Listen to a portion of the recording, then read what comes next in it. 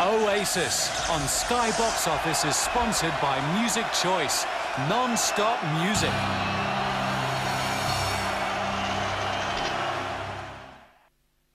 Bigger than the Beatles, Nebworth's second coming, the world's greatest rock and roll band. A decade older and some the wiser, they are, of course, Oasis.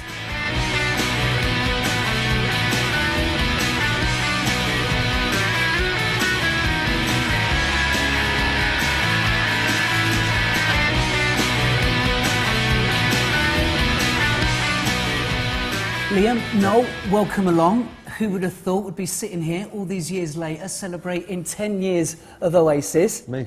I mean, does it seem weird to you, though, you know, sort of hearing that, 10 years, Noel? It's weird what's happened in the 10 years. It's not weird that we've been in a band for 10 years, because if we wouldn't have been successful, we'd have still been fanning about doing... We would have been in some capacity been in a band or been roadies or something like that. It's weird what's happened during the 10 years. I wouldn't have predicted that. I don't think anyone would. Well, you would have, wouldn't you? Yeah. What about for you, Liam? I mean, have you kind of sort of given it, you know, much thought? I mean, it's a bit of a landmark, isn't it? 10 years? Yeah, it's good. It's all right, yeah. But I, you know, you find something you like in life, you stick at it as long as you can. You know what I mean? And like, you know, 10 years, 20 years, I'll still be doing it. Do you know what I mean? Because I'm into it. You know what I mean? Well, we're here to celebrate the band's, you know, 10th anniversary. I mean, you're about to embark on a celebratory tour as well. Tell us about those shows. I mean, have you kind of give them much thought? You know, what can the fans expect? Well, the only thing we sat down and said, what we consciously want to do is not look like a huge band going into a little gig and just with loads of flash, you know, gadgets and stuff like that. We just said, look, whatever we were doing in '94 when we were playing them gigs is what we'll use. If the last gig that we played in England was, or the last our gig was like Wembley, and if it's as emotional as that, if it's as emotional as that, then it'll be very emotional. But I just imagine it being fantastic now. What's going through your head, Liam, with these sort of dates just about to start as well? Stay sober, I would imagine. Nothing really. That's what I just play a gig, man. And it's just good to play small ones again. You know what I mean? So them big silly things, you know, because they're a bit daft. Them you don't really graft as much on them big gigs. It's pretty easy to do them, I think. The small ones are a bit harder, I think. Do you enjoy that, where you can see the whites of the audience eyes? Yeah, I just love gobbing on people, you know, without meaning to, you know what I mean? You old punk rocker, you. Yeah. Well, I had the privilege of interviewing the band in the early days. In fact, frankly enough, when Mr Blobby was still ruling the charts, the Tories were still in power. Don't be dissing Mr Blobby, man. And we were still reeling from the after effects of the grunge era as well. We would do some good old-fashioned rock and roll. Here's what you guys had to say about being in the band back in 1994. Watch this. I'm after it all. I want to be a star, you know. But not, you know the score. I'm after it. Sorry. I'm after it. I'm not being a... I'm before it. I want being a, like, a... I don't know. When you say you want to be a star, I mean, you know... I don't want to be like, no, I don't want to be a no... Big star. Yeah, the big, nice star, yeah. That's what I want to be. I want to be myself. Find it hard sometimes, but, you know, get there. That's it. Now, I make loads of money and all that, so I can have a big house somewhere and all that, you know, and that's about it. Probably not anywhere near my big house. Yeah, next door, matey. No chance. No, did he ever have a place near your big house? We lived right around the corner from each other for about 2 years. Yeah, and I was there first, actually. He got a big house next to my big house. I bought my house first, and then he moved in, but he moved in before me, you see. But it was not pleasant. I won't try and dress it up. You know. I mean, you know, the great thing about you guys is that, you know, you've always had this sort of great upfront sort of punk attitude. You know, was a big house and all the trappings that went with it, was that, you know, sort of, why was that important to you, Liam? Why? Because if someone else is going to have a big house out of you grafting your balls off for 10 years, you might as well have one too. You know what I mean? And that's the way I see it. What about for you, Noel? Mate, it was purely material. You know, if John Lennon had a big house and I wanted a bigger one, and the biggest telly, and the biggest car. And now, you know, it's not, to me, it's changed now. I'm at like a big house now, you know what I mean? Yeah, but I mean, you go through that when you go through that when you're young, though. Do you know what I mean? I suppose there when we were doing that interview, we had an inkling that we were going to be pretty successful. So you know, we wanted. I mean, why wouldn't you? We probably only signed off 2 months before that. You know, so it's like we spent most of our lives skint and with no prospects. It's like, yeah, I mean, if somebody's telling me I'm the future of rock and roll, then get me an house. you know, then get me an house that looks like the future of rock and roll lives in it, please, thank you very much, and then a spare one out the back. Yeah. Looking at that interview, what's your kind of sort of immediate reaction, you know, kind of sort of seeing I've yourself... almost got the same clothes on. Apart from the glasses? Yeah, apart from the glasses, which I could have... What, You look like... I was just about to say you haven't said anything yet. You look like the geezer out of Dollar with your ripped jeans on. Which one? The geezer at $1? Yeah, man. I was going for my Bugs Bunny Elmer Fudd look, I'll have you know. Well, let me tell you, man, you've done a fairly good impression. I mean, do you remember actually doing that interview as well? I remember that, because we went across the road to the marquee that night, and when we walked on stage that night, I got hit in the head with a bottle of Heineken. And I remember we seen the guy that threw it. I remember going off stage and waiting as the crowd filed out, because we used to leave him to do Around the World till last. So me and him went out the back through the dressing room. We waited and watched every single one of the crowd, because we were going to kill this geezer, and we never found him. What was, you know, the driving force for the band back then? I mean, you know, what would your hopes, you know, your dreams had been for the group, you know, back in sort of 1994? Just to get in the studio and make an album, make the album that we wanted to make, put it out, and hope people liked it. And that was it, really, you know. I mean, and that was all. That's just people to listen, you know, and us keep getting better at being in a band and being on stage, you know, and just doing the same thing, you know, and just rocking.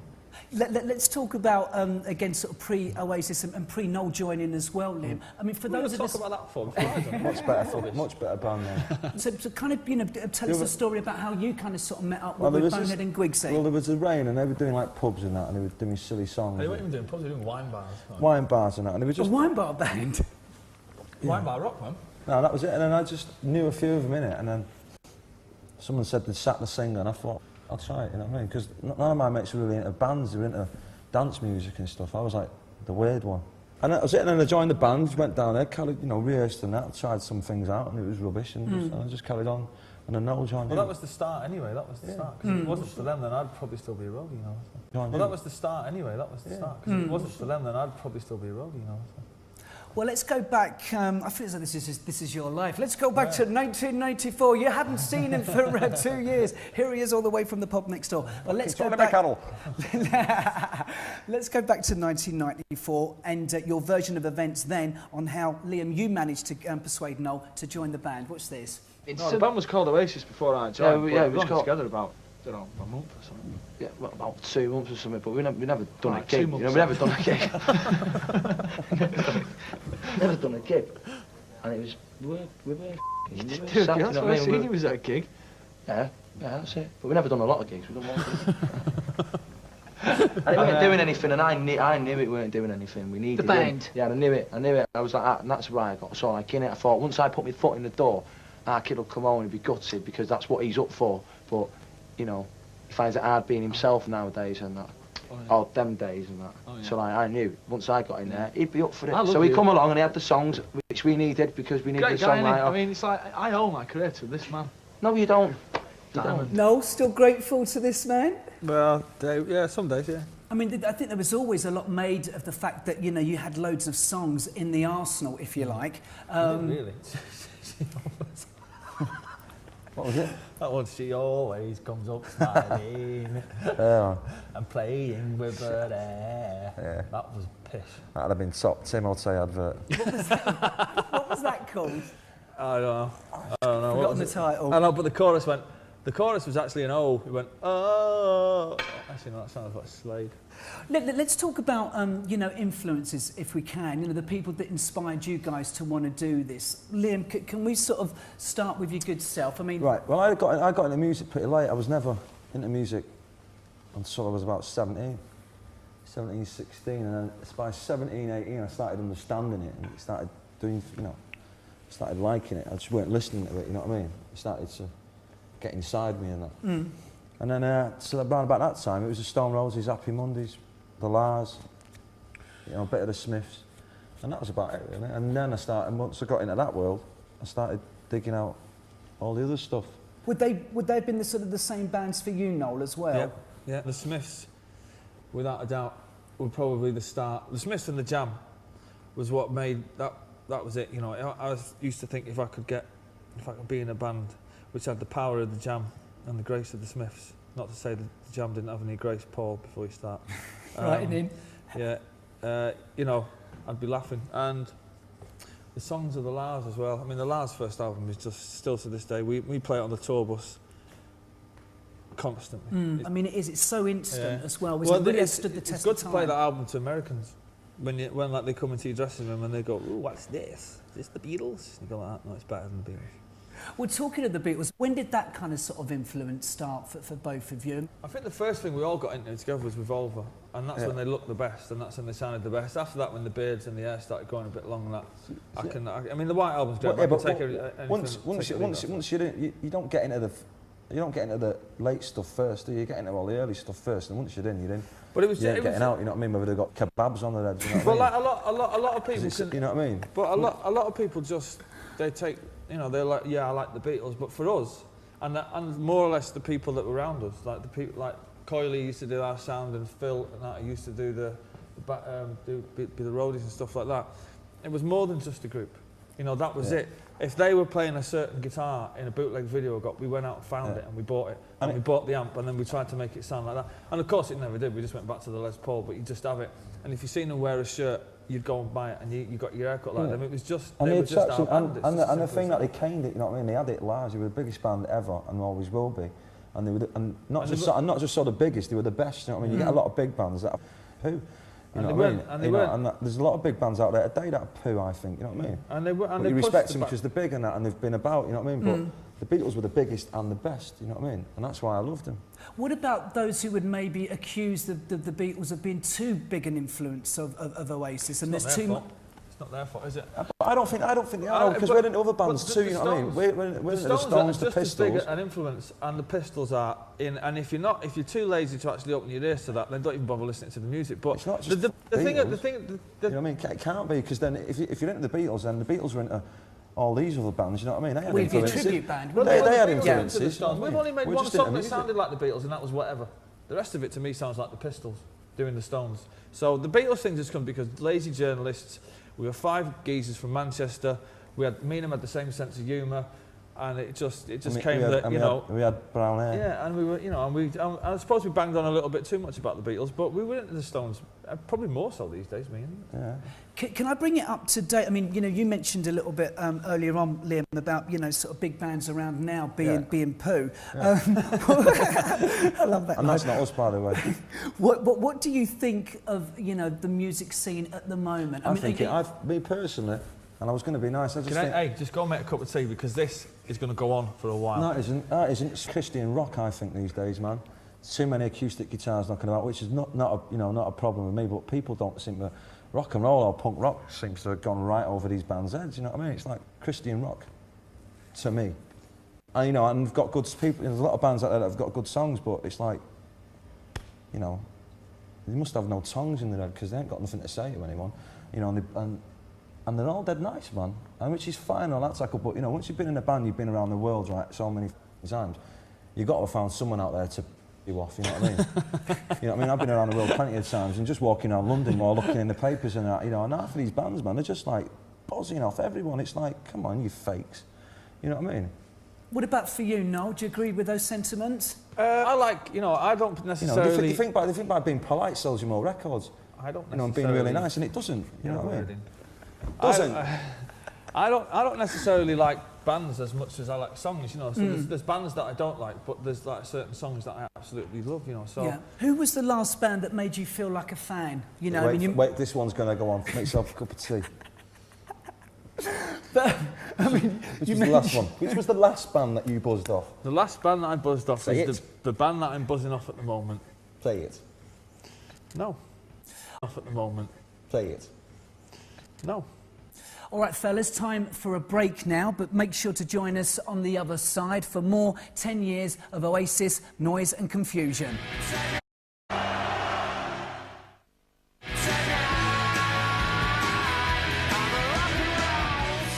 Well, welcome back. I am, of course, joined by brothers Liam and Noel. We are celebrating 10 years of Oasis. Let's go back to, the early beginnings of Oasis, if we can. Certainly not going to go to the drawing board, you know what I mean? To do anything. Back to the bar. You know what I mean? As I mentioned, the early beginnings of Oasis have been sort of pretty well documented. I suppose, in a way, the stuff that dreams are made of. Let's go back to 1994. You gave me the Oasis Guide to Musical Evolution. You did. Probably. What was the story with creation? Because Alan McGee saw you Well, at a in gig. the beginning, Gary, right, there was like a big bang from the sun. Apparently it was so gases and stuff, and then these things crawled out of the sea and turned into monkeys, which then turned into men. Which then turned into wolf. And then everything was And then you alright picked up some guitars. until Man United won the double. No, right, let's be serious now, right. You come with a gig, yeah? Right. And didn't you hijack the gig though? No, we didn't. We didn't know. We went there like normal people just to go do a gig, you know, and a good time about it. And then some bloke goes, "Oh, you're not. Who are you?" I'm like that. Oasis, mate. And he's like, "Oh, I've never heard you." I was like, "Ah, yeah, no. No one has, you know what I mean?" He's like, "Right, and you're not playing." And he was like, "Ah, yeah, but you said we could play." So someone said it was sorted. You know what I mean? Then he said we couldn't. And then we was like, "Ah, right. You better let us play, man." He's like, "No." We were like, "You better let us play, man." Same, you know what I mean? And then we sneaked on songs, done 4 songs. And then, no, that was before the club had even opened. There was a couple of people hanging about. McGee was one of them. And something just hit him, man, or whatever. Don't know. One of the mates. What your mates hit him? What memories do you have of that night at King Tut's, Noel? It was, you know... Because you only played 4 songs, I think Liam said there, yeah. A lot of people think that's, you know, that's sort of the truth's been embroidered a little bit, but it was actually I'd never met Alan McGee in my life. I didn't even know him. You know, there's a big cardboard cutout of him in Eastern Bloc Records where he looked like Malcolm McLaren's wife or something, with a big ginger afro on that. You know, we came off stage and he said, "Have you got a record deal?" And he said, "What are you called?" And I said, "No." And he said, "No, your band." And I said, "Oh, it's Oasis." And he said, "Do you want? Have you got a record deal?" So I said, "No." And he said, "Do you want one?" And we went, "Who with?" And he said, "Me." And I said, "Who are you?" And he said, "I'm Alan McGee." And I went, "What do you do?" And he said, "I own Creation Records." And we went, "Oh, Primal Screen Juice and Mary Jane, pretty cool. Yeah, all right." Talking about those early days, I mean, is there anything that you miss from those sort of like early days? You know, the kind of, you know, the travelling around in the van. Perhaps maybe you wouldn't miss that, but you know, just kind of proving yourselves. I miss my waist size. I miss the not knowing, because we know it all now. We've been there, seen it, done it on a number of occasions, and then back then it was like we'd all travel in the same van, and it all goes in stages. This thing with the band, as soon as you get a record deal and the roadies stop travelling with the band, it's finished. Then it becomes your thing, and you don't see them anymore. You see them at gigs and stuff like that. Whereas we would all share rooms together. We would all go out after the gig together. But them days, I just missed the, like, I wonder what's going to happen tomorrow. Because we know when we put our next single out, it's going to be in the top 3, right? So we know that, and we know the album's going to be hopefully it'll be number 1 and stuff like that. But then let's not start to be number 1. But then Single be number 1, and I'm asked after that it can go where it wants. But back then it was like, you know, it's just the excitement of it all. It will be number 1. I'm going to go on a marathon, Marathon like Victoria Beckham vibe, man. I'm up and down the country promoting the new single and album. Were there any sort of defining moments that you can think of, Noel, where you thought, hold on a minute, it really began to sort of take off there? We recorded definitely maybe twice, and on the 3rd go of mixing it, we were just like, I'd given up, and we were on the road, and Marcus said he knew some guy in Manchester who might be able to, you know, turn it into something, because I was sick of it. You know, it didn't sound like us live, and I didn't know what we'd done wrong to make it sound really weak. None of us did. We hired a 50-year-old geezer in to mix it, that's why. Well, anyway, but another 3rd time, me and Mark had to go mixing it. But anyway, I remember driving from a gig, from a hotel from a night before to another gig, and Marcus had turned up, and he put in a cassette of Cigarettes and Alcohol and Slide Away, and he said, "Tell us what you think of these mixes." And we were on this transit van, and there's the little tape recorder, and we were listening to the mix from the speakers down on the floor, and we turned up really loud, and I just remember going, "That's it. That's what it sounds like." And then he took the cassette back, and he shut off, and then somebody presented us with the album. That was, to me, that was the defining moment. It was like, oh yeah, that sounds mega. Do you remember the first time you heard Oasis on the radio as well, what you were doing? Yeah. Tell us about that. I was living with Bonehead in Didsbury I was living in his loft with his tarantula, because he had a tarantula, because basically he was a student dressed up as a scally, and he had a tarantula and a picture of Dirk Bogart on his bedroom wall, which is nice. And somebody phoned us up and said it's going to be on the evening session at like 7:10, and I think we stuck it on, and on it came, and we were just sat sat watching this radio, drinking beer, and the phone was going. It was like, "Did you hear it?" It was like, it's all just that really. It went from there, and then we were all pretty gutted that we had to go and sign off pretty much the next day. Well, you certainly didn't do anything the conventional way when you were first signed, touting demo tapes about and the like. From your early interviews, in actual fact, you made it sound almost easy. Watch this. Someone asked me, how did we go about?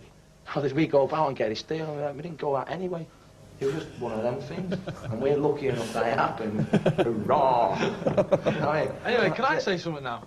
You know, my name's just Noel. one of them things. I write all the songs. You know, you walk down the road, you trip over, you break your leg, and you're gutted.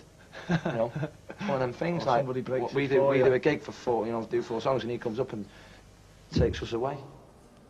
Were there any other record labels interested in you at the time? No. Creation got in there early. There was well, after the fact, after we'd made it known we were going to sign Creation, there's a few labels came in, but we just wanted to sign to McGee's label because all the people that we met were just head cases, and we just thought, well, you know, at least we're not going to be out of place here, and they're actually quite scared of us as well. At least we can manipulate these losers. Yeah. What do you mean scared? How did that sort of manifest itself? I always wore sunglasses for about the first 3 years, and he just talked in, well, you don't change much when he talked gibberish, and we were pretty much out of it all the time anyway, so they were all just like, well, yeah, whatever, you know. But they were lovely, lovely people, quite berserk, all of them. Tim and Chris Abbott especially, and Bobby Gillespie's brother, McGee, Christine, Johnny Hopkins. We had the time of our lives for about 2 years before Morning Glory came out, and it all went sort of big time. It was brilliant. We loved it, you know. And they were funny, and they just listened to every word that we said. And by Christ, did we have a lot to say for ourselves. I don't believe that. Funny, and they just listened to every word that we said. And by Christ, did we have a lot to say for ourselves. I don't believe that. I mean, talking about the sort of hedonistic sort of like side, I mean, how bad was it for how long? It wasn't bad, it was great. It wasn't bad, don't let anybody tell you it was bad. It was fantastic. It was the best times of my life. And, you know, it's just the old body's packed up. Bummer. I mean, can you sort of remember that much from that period subsequently, or...? I can't remember a thing. I remember them pumps were good, and that's about it.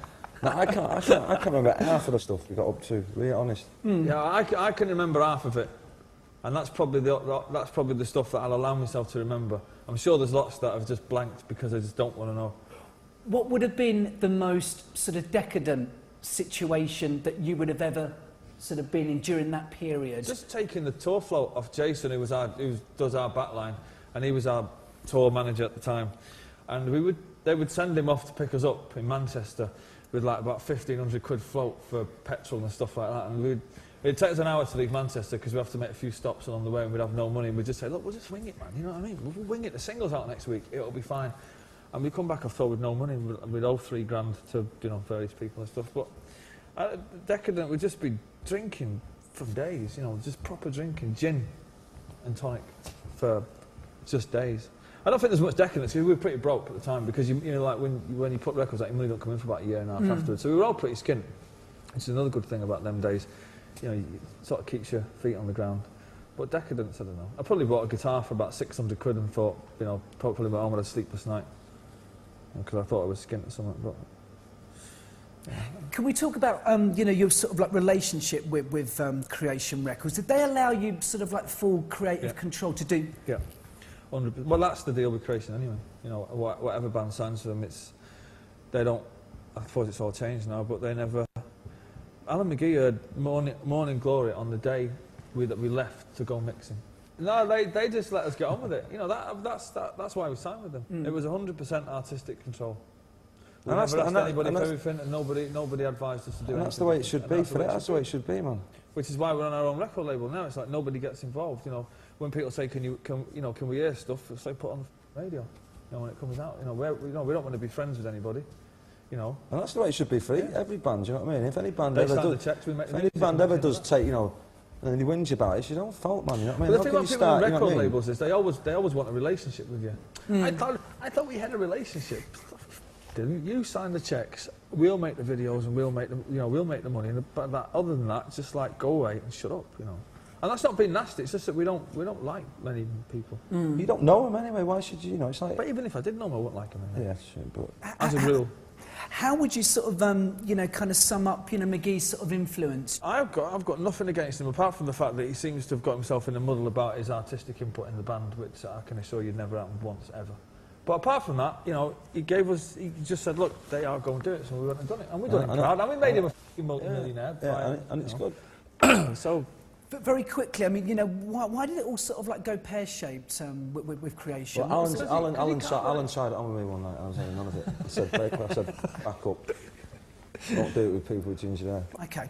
The press dubbed you the natural successors to the Manchester crown of the Stone Roses and the Happy Mondays. Is that something that sort of sat comfortably on your shoulders at the time, Liam? No, because, no. We didn't want to be the biggest band in Manchester. To us, that wasn't enough. And that's a fact, you know what I mean? You hear a lot of these, you know, I don't give a f***. You do moan about it, and they are bitter about it, half of them, you know what I mean? But, you know, I wanted to see what was over the, you know, rainbow, you know what I mean? And half of these people didn't. Well, and the only, you know, any kind of thing we've got in common with any of them bands is that we're from Manchester. Well, this is what you had to say back in 1994 about being a Manchester band. It's like punishment, this.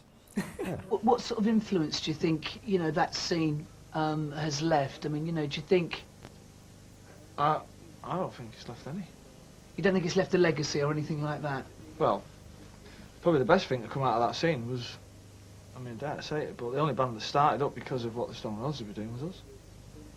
You know what I mean? So I suppose if there's a legacy left, it's us, I suppose. Yeah. Could Oasis come from any other city around the country? I mean, are they integrally part of Manchester and what's happened? No, we could have come in it. But then again, we wouldn't be us, you know. We wouldn't. We would, but we wouldn't. We'd sort of like, if we were from London, we'd be sort of like London boys, wouldn't we? You know what I mean? But, I mean, we're not no Manchester, you know. We're here to bring, you know, I've got baggy pants on today, but I'm not no baggy.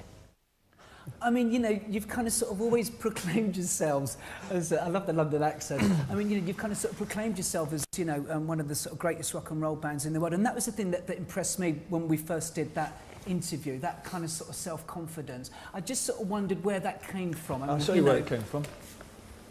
Read the track listing of that. And that is purely and simple down to that. You know, rock and roll star, live forever, Yeah. Columbia, Supersonic, cigarettes and alcohol, slide away, married with children. Still to this day not to be better by any band from any country. And it's as simple as that, you know. Once you've written slide away, live forever, Supersonic, cigarettes and alcohol, you know, and then you're off your head all the time, and then people are telling you that you're great. It's just like, and then you've got, you know, Manchester's always had good bands, you know what I mean, and it always will have, you know what I mean. Totally. So you've got, so you have to be good, you know what I mean. And I think, you know, I can't, you know, and I think the bands get better and better from Manchester, and we'll wait and see what comes out from there in 5 years' time or whatever. It's taking its time coming this time round, but you've got to be good to come from Manchester, I think. I really do. How much do you think your sort of Mancunian personalities and charm, you know, contributed to your success as well? I don't know about the charm. What charm? Well, there is. I mean, you know, watching that. I mean, I think there was. You know, that's what certainly came across to me. We're just honest, you know what I mean? It's just honesty, and like, you know, there's no, we haven't trained for it, you know what I mean? There's no training, you know what I mean, going on. We're just a bunch of lads, man. They just started, who love music, played in the band. We happen to be pretty good at it.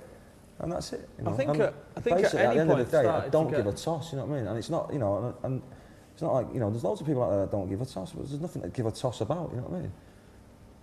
And you know. And I think at any point where it started to get too pretentious, we would always just think, hang on, it's just a laugh anyway, you know, because we don't know where we're going to be in 5 years. So I think, you know, I didn't really. When I started taking it too seriously, you know, he would bring it back down to the level of a 3-year-old. You know, a puppy.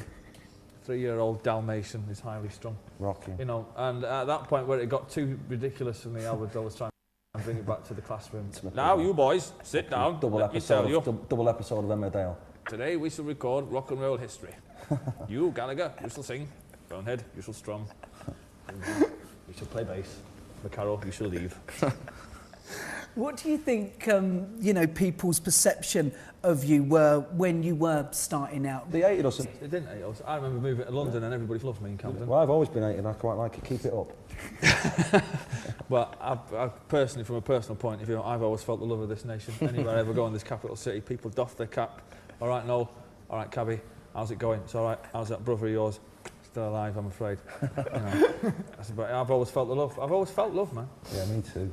And what about now? Well, I mean, what about now? I mean, is that sort of, you know, kind of, sort of something you think about? I mean, I remember when we chatted last year, Noel, before the Wembley gig, you know, you said to me that you weren't sure what people's, you know, perception of the band was anymore. You know, rock isn't hip, it's all dance music now. Yeah. Is that sort of something that you still... Not because of that. It's just because we're sort of 10 years into it now, and I don't know. You see some people down the front of the gig who probably only started into the band from Wonderwall. See, to me, to this day, I'm still flabbergasted how definitely maybe has not sold as many as the rest of the albums. You know what I mean? Because it's the least selling, and it's like, well, where's your head at, man? You know what I mean? It's like you always buy somebody's first album if you buy the second one, and it's just like, you know, I don't know. It's pretty strange, really. It's like it went up like that after Wonderwall, and I just wonder how many people remember us from them days. I mean, obviously in England, fine, but around the rest of the world, I wonder how we perceived it all.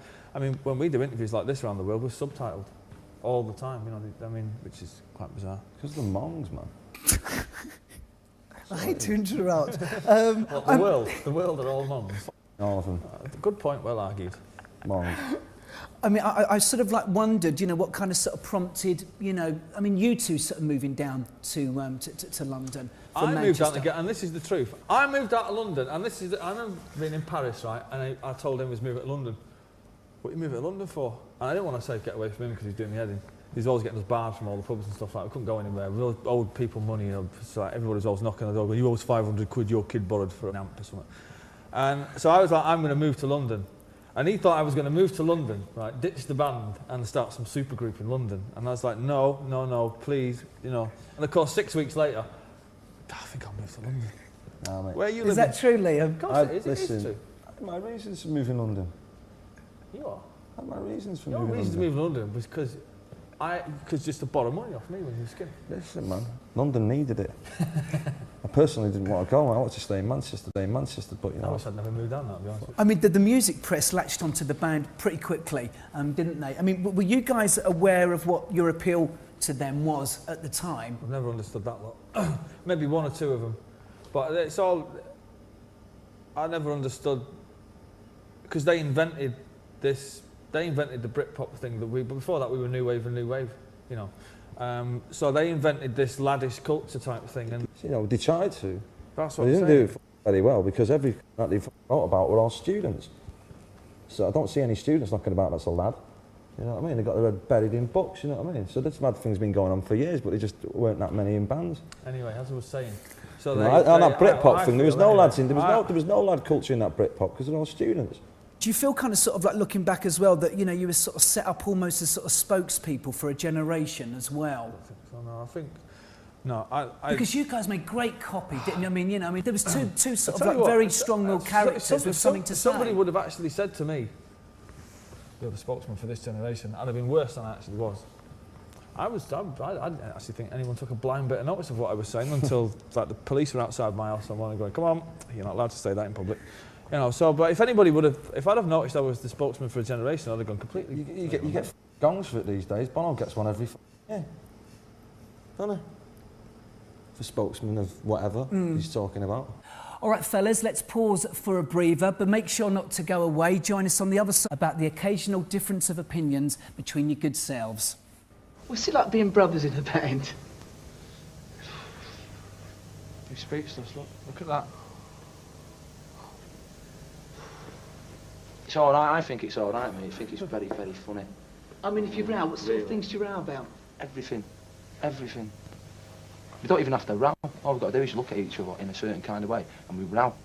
Without even, like, opening our mouth. It's just going inside our heads, you know what I mean? Is that still the sort of situation? Look at each other in the wrong way, or have you kind of gone past that? We can do, yeah. It just depends, you know. There's always going to be like little rows and that. There should always be, but it's not as much as what it used to be. No, Because it's a lot more. It's a lot more. Everyone's a lot. I'm a lot happier than what I used to be, which is nice, and I think he is. And It's a better class of rowing now. It's more refined. yeah, Why are we you just send each other's lawyers letters. why are you happier? Just because of like things in your personal life, and that's kind Yeah, of I'm calmed well happy, down? mate. I'm rocking, yeah. I mean, how would you say that, you know, your relationship with each other has evolved over the last 10 years? And it's stayed pretty much the same to me. We respect each other because he's like a songwriter now, so it's like we respect each other's. Believe it or not, it's not so much me now. It's more like us as a band, and that just comes from getting older, I think, and just being in it for 10 years, you know. And you just know that it's just not a lot of what we used to argue about. It's just not. It's just all bullshit. So we're bored. You know. What about, you know, you two guys sort of seem sort of pretty strong-willed. I mean, if you do have a Barney, and you know, you sort of, you know, talked about there about, you know, you both been in a more sort of like relaxed frame of mind. I mean, who kind of sort of normally compromises if there is a little bit of a... That's such. That is. You know that's true, That mate. is bullshit. That's Man, that's me, mate. Of course I compromise. What it means. My You know, fucking middle explain name, the word mate. Liam compromise to me. Compromising You Gallagher. explain the word compromise to me in a sentence, right, and I'll give you that. Go on then. Compromise? Yeah. It just You haven't means- got a clue. have I you? don't know what it means. What does it mean then? It means like... It doesn't mean. It means backing up. That's reverse. What about the press as well? I mean, you know, they've obviously made a lot about, you know, you two not getting along. You know, was that normally Sells them papers. sort of fabricating it? It sells papers, doesn't it? I mean, we read stuff in the papers now about other bands, and we just say, well, it's just all flannel, man. They just tartan it up for, you know, because people in bands are usually dull as dishwater anyway. It's like if you get two people who are willing to speak their mind and who really couldn't give a f about the consequences, it's like everybody went, hey, you know. And, you know, I could never sue anybody for misquoting me because half the time I'd get up and say, did I say that? And they go, yeah, you didn't. I'd be like, all right, fair enough. I really cannot sit and defend myself. I have to say I've probably said most of the things that have been attributed to me. Can we talk about your family and, you know, what the sort of the knock-on effect on them has been, you know, with the success of Oasis? I mean, like your mum and also your brother as well. Our kid probably is a bit left out by it all because it's like his two brothers overshadow anything that he does, and he accepts that and he gets on with it. My mum, I haven't noticed any change apart from she's extremely proud. Yeah, I think everything's the same, really. I just like, you know, it's like... Again, it's like I was Irish saying working it class, you know what I mean? We don't take things that seriously. It's not like, Yeah. oh, my two boys are down in London and people are writing about them. My mum's just like, well, at least you've got jobs and you're still healthy, you know, go and enjoy yourself. We're not sit and analyse things too much, you know? It is what it is. It's too much... Which is good. What about, I'm sure this sort of like changes from day to day, but what have been the sort of like the standout defining moments for you guys looking back over the last 10 years, you know, that have made it all worthwhile, you know, the reason why you formed this band and started this adventure in the first place? Liam, can I start with you? Getting a record deal, getting your songs heard, being able to go in and still write music, playing it to the people who like it, being able to go around the world, doing, you know, seeing things and that, and having a few quid in my pocket. And any kind of particular sort of like moments when you know, it Playing kind Main of... Road, I like that. Yeah. Well, why was that so special to you? Because it's the team I love and that's where we played our music and it was great. And they're with everything, you know, I like it all, man. It's all been good. What about for you, Noel? Just being in the most of the defining moments just come in the studio where you're watching the speakers where the music's coming out and you're just going, yeah, right, it's done. It's how it sounded in my head. And in the live side, Main Road and Sheffield Arena, the first time, that was the first arena gig, Main Road was the first stadium gig. And getting the recognition in America and then, you know, getting getting the phone calls off your management saying you've done another 500,000 records last week. And believe it or not, being in a band, you learn a lot, you know what I mean? What kind of things? Like how fickle people can be, you know what I mean? As And in getting to play your just music around the general world, man. people, how fickle can be. And you just learn a lot about people. And you travel. And the Jam was what made that was it, you know. I used to think if I could be in a band which had the power of the Jam and the grace of the Smiths, not to say that the Jam didn't have any grace, Paul, before you start. Writing in. Yeah, you know, I'd be laughing. And the songs of the Lars as well. I mean, the Lars first album is just still to this day. We play it on the tour bus constantly. I mean, it's so instant as well. Well, It really has it's stood the test good of to time. play that album to Americans when like they come into your dressing room and they go, "Ooh, what's this? Is this the Beatles?" You go like that. No, it's better than the Beatles.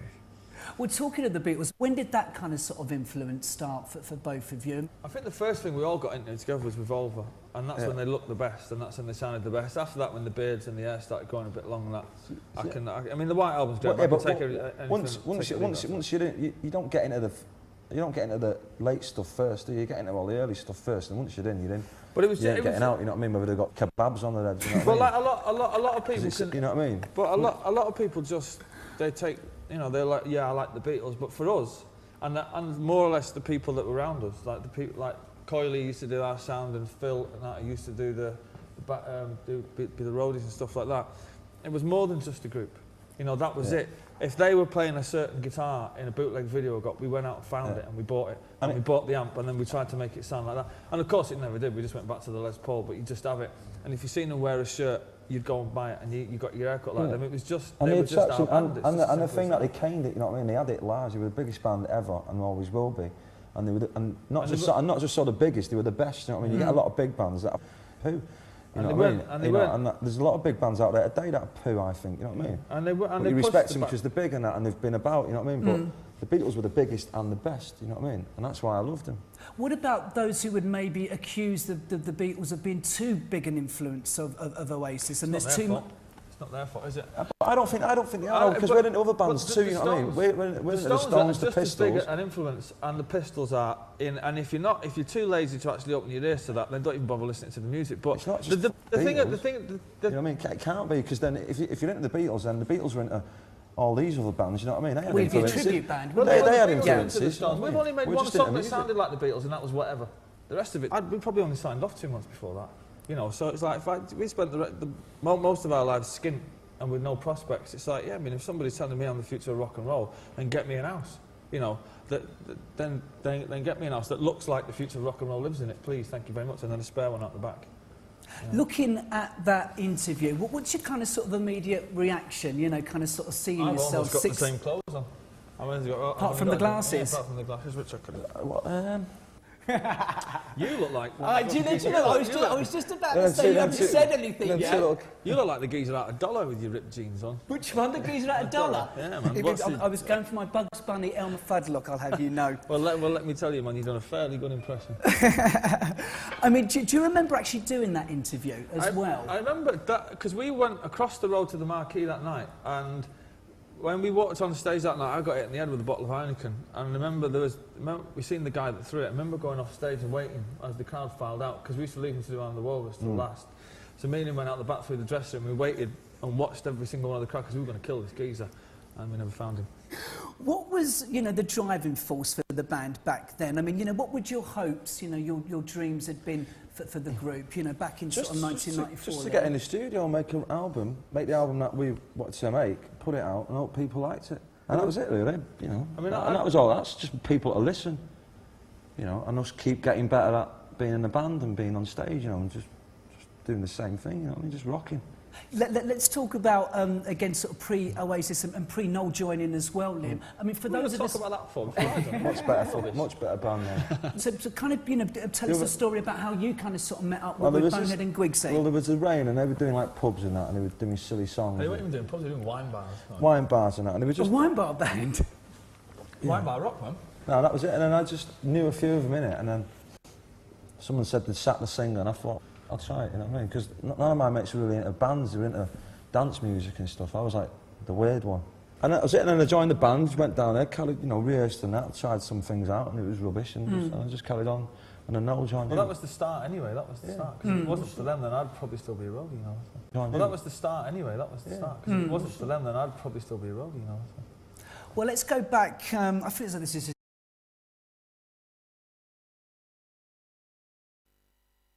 Oasis on Sky Box Office is sponsored by Music Choice, non-stop music.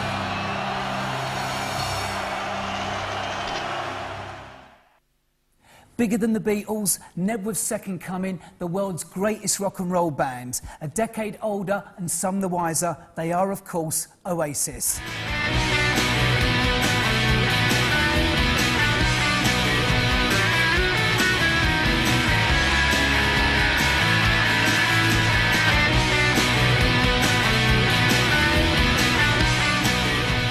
Liam, Noel, welcome along. Who would have thought would be sitting here all these years later celebrating 10 years of Oasis? Me.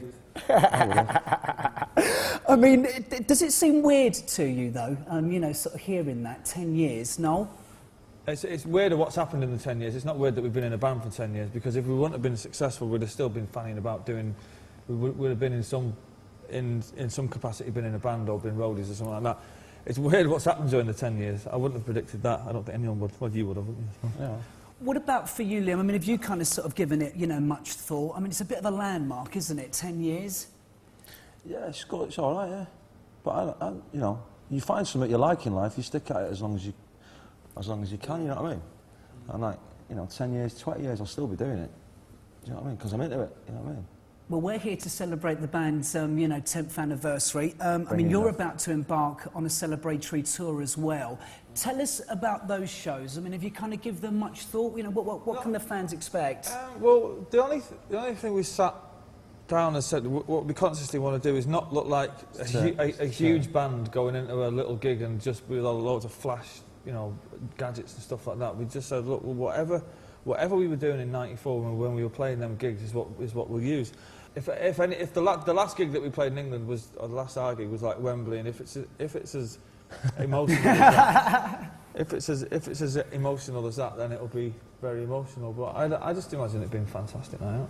What's going through your head, Liam, with these sort of dates just about to start as well? Stay sober, I would imagine. Nothing. That's what I just play a gig. This is your life. Let's go back to 1994. You hadn't seen him for 2 years. Here he is, all the way from the pub next door. Well, let's go back. Let's go back to 1994 and your version of events then on how, Liam, you managed to persuade Noel to join the band. What's this? No, the band was called Oasis before I joined. Yeah, we was got together about, I don't know, a month or something. Yeah, well, about 2 months or something, but we never done Right, a gig. 2 months. You know, we never done a gig. never done a gig. And it was, we were Dude, sacked, that's you know what I what I seen mean? you was at a gig. Yeah, that's it. But we never done a lot of gigs. We done one gig. And it weren't doing anything, and I knew it weren't doing anything. We needed The band? Yeah, I knew it. I was like, and that's why I got so like in it. I thought once I put my foot in the door, our kid will come home and be gutted because that's what he's up for. But you know, he finds it hard being himself nowadays and that. Oh, them days and that. Oh, yeah. So like, I knew once I got in there, he'd be up for I it. love So he you. come along and he had the songs which we needed because we needed Great the guy, song innit? right I off. mean, it's like, I owe my career to this man. No, you don't. You Diamond. don't. Noel, still grateful to this man? Well, yeah, some days, yeah. I mean, I think there was always a lot made of the fact that, you know, you had loads of songs in the arsenal, if you like. Really? What was it? That one, she always comes up smiling and playing with her hair. Yeah. That was pish. That'd have been top Tim I'd say advert. What was that called? I don't know. What Forgotten was the it? title. I know, but the chorus was actually an O. It went, oh.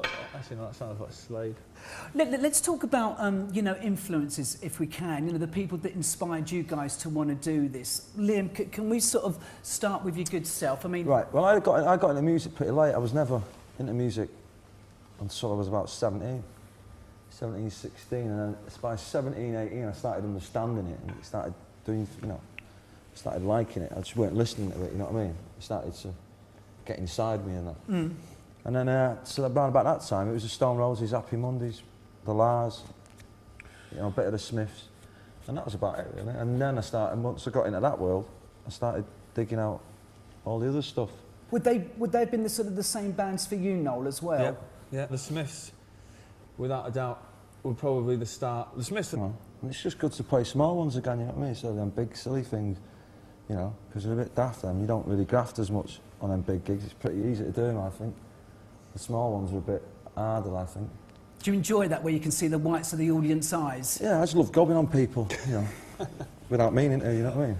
You old punk rocker, you. Yeah. Well, I had the privilege of interviewing the band in the early days. In fact, frankly enough, when Mr. Blobby was still ruling the charts, the Tories were still in power. Don't be dissing Mr. Blobby, man. And we were still reeling from the after effects of the grunge era as well. We would do some good old-fashioned rock and roll. Here's what you guys had to say about being in the band back in 1994. Watch this. I'm after it all. I want to be a star, you know. But not, you know the score. I'm after it. I'm after it. Sorry. I'm after it. I want being a... I'm before it. I want being a, like, a... I don't know. When you say you want to be a star, I mean, you know, I don't what want to be sort of like star no, I don't want to be we're an talking about? alpha. Big star. Yeah, the big, nice star, yeah. That's what I want to be. I want to be myself. Find it hard sometimes, but, you know, get there. That's it. Now, no, Make you... loads of money and all that, so I can have a big house somewhere and all that, you know, and that's about it. Probably not anywhere near my big house. Yeah, next door, matey. No chance. No, did he ever have a place near your big house? We lived right around the corner from each other for about 2 years. Yeah, and I was there first, actually. He got a big house next to my big house. I bought my house first, and then he moved in, but he moved in before me, you see. But it was not pleasant. I won't try and dress it up. You know. I mean, you know, the great thing about you guys is that, you know, you've always had this sort of great upfront sort of punk attitude. You know, was a big house and all the trappings that went with it, was that, you know, sort of, why was that important to you, Liam? Why? Because if someone else is going to have a big house out of you grafting your balls off for 10 years, you might as well have one too. You know what I mean? And that's the way I see it. What about for you, Noel? Mate, it was purely material. You know, if John Lennon had a big house, then I wanted a bigger one. And the biggest telly, and the biggest car. And now, you know, it's not, to me, it's changed now. I'm at like a big house now, you know what I mean? I mean, you go through that when you go through that when you're young, though. Do you know what I mean? I suppose there when we were doing that interview, we had an inkling that we were going to be pretty successful. So you know, we wanted. I mean, why wouldn't you?